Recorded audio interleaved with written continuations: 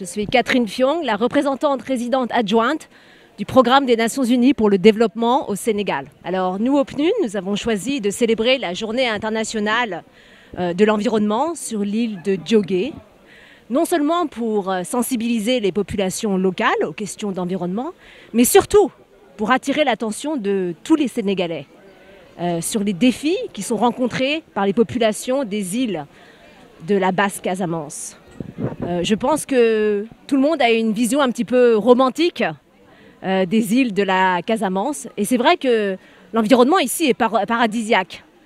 Mais souvent, on occulte les problèmes concrets qui sont rencontrés par les populations locales. Et c'est vraiment en venant ici que nous voulions mettre l'accent, justement, sur les défis qui sont rencontrés par les hommes, par les femmes et surtout par les jeunes sur l'île de Djogé. Je pense que les populations locales sont vraiment touchées de plein fouet par le changement climatique.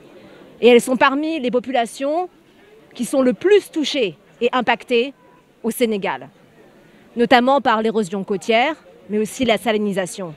Et cela a un impact dramatique sur l'accès aux services de base, sur les opportunités économiques, surtout pour les jeunes de l'île. Et si nous ne faisons pas quelque chose de manière urgente, beaucoup de ces jeunes vont trouver d'autres opportunités ailleurs au Sénégal et même dans d'autres pays.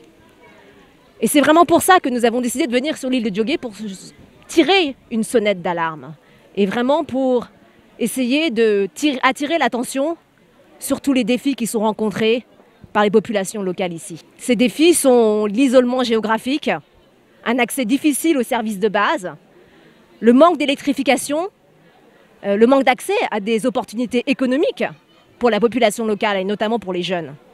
Et c'est pour ça que nous, le PNUD, avons décidé de mettre en œuvre un certain nombre d'initiatives pour soutenir les femmes de l'île de Djogé, notamment en mettant en place un fumoir et un séchoir solaire.